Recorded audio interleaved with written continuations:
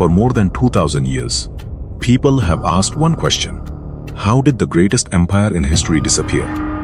How did the greatest empire in history disappear?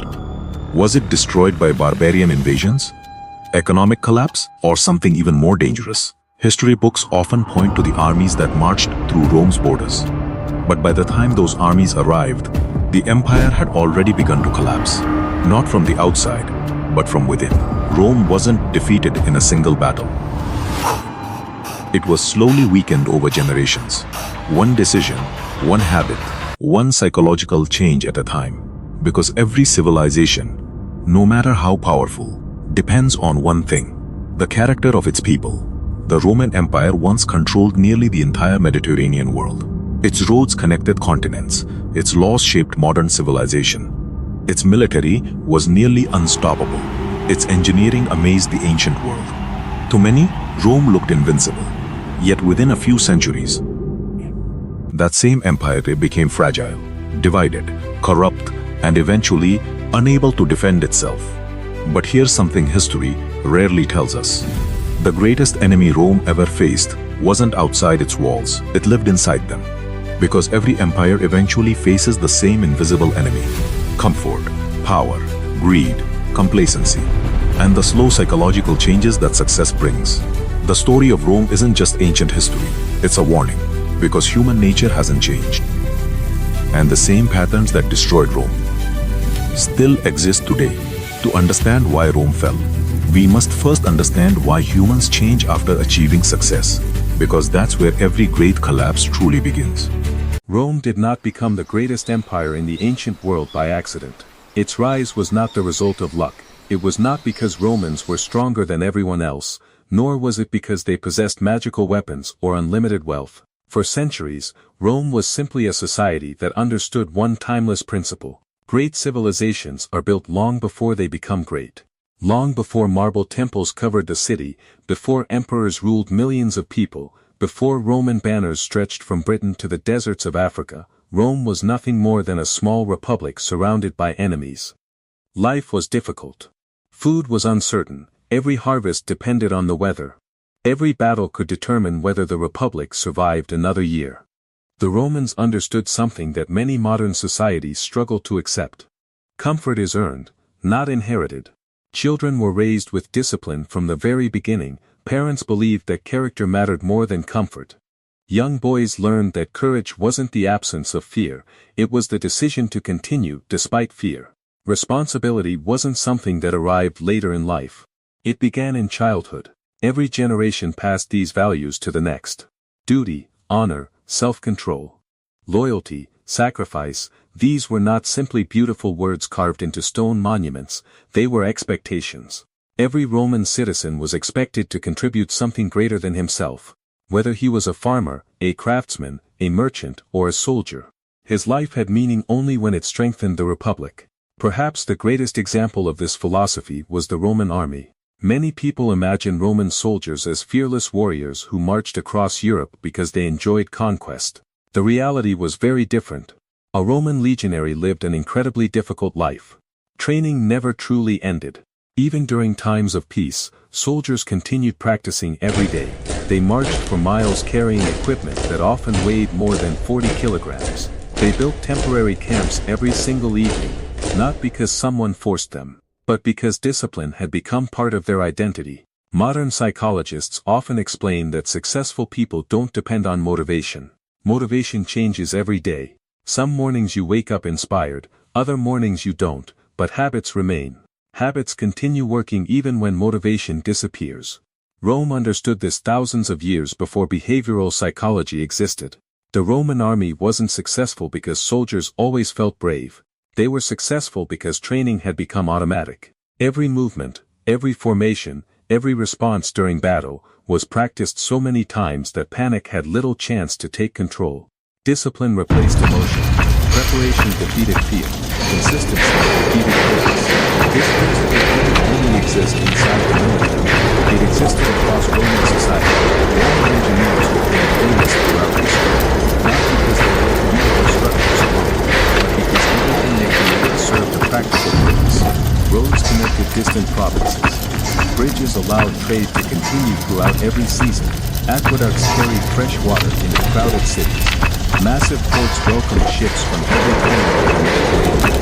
These projects required enormous patience. Some took years, others took decades. The people who started building them often knew they would never live long enough to see them completed, yet they continued anyway, because they believed future generations mattered. Imagine spending your entire life building something, knowing someone else would receive the credit. Could modern society do the same?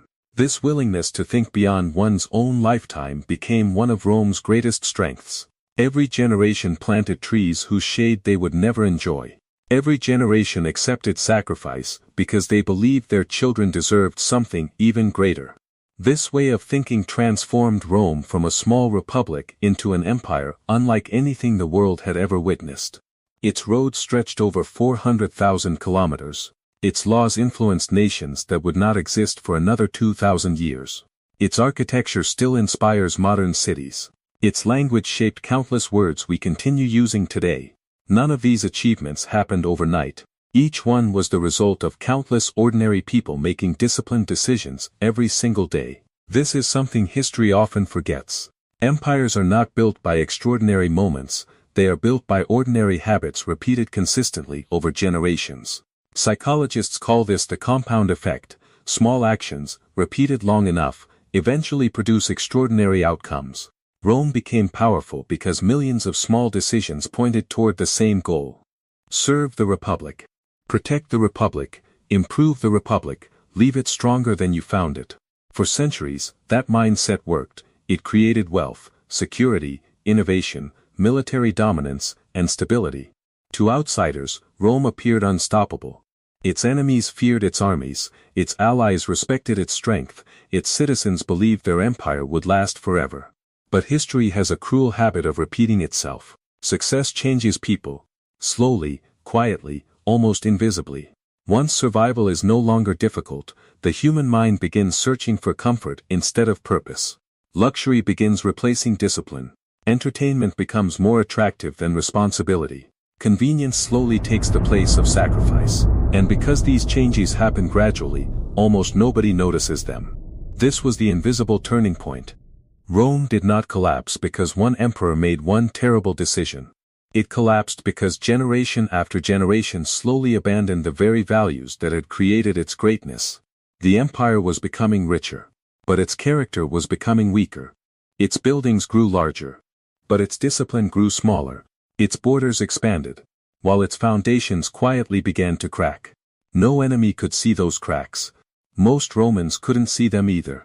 But history would soon reveal what happens when a civilization becomes stronger on the outside, while growing weaker on the inside. There is an invisible pattern that has repeated itself throughout history. It has destroyed kingdoms, empires, and civilizations that once seemed impossible to defeat. That pattern begins with success. Success creates security. Security creates comfort. And comfort slowly changes human behavior. The Romans never planned to become weak. No civilization ever does. In fact, if you had visited Rome during the height of its power, you probably would have believed it would last forever. Its streets were crowded with merchants from every corner of the known world. Its markets overflowed with grain, wine, olive oil, silk, gold, and countless luxury goods imported from distant lands. Massive public baths welcomed thousands of citizens every day. Grand theaters entertained enormous crowds. Magnificent villas lined the hills surrounding the city. For many Romans, life had never been easier. And that was precisely the problem. The generation that built Rome had learned discipline through hardship. But the generation born into prosperity never experienced those same struggles. They inherited success, without inheriting the sacrifices that created it. Modern psychology describes this as the comfort paradox. The easier life becomes, the less resilient people often become. When every obstacle disappears, the mind slowly loses its ability to tolerate discomfort. Small inconveniences begin to feel like major problems. Patience becomes rare, gratitude slowly disappears. And entitlement quietly takes its place. This psychological shift did not happen overnight. It happened one comfortable day at a time. One generation raised with fewer hardships than the last.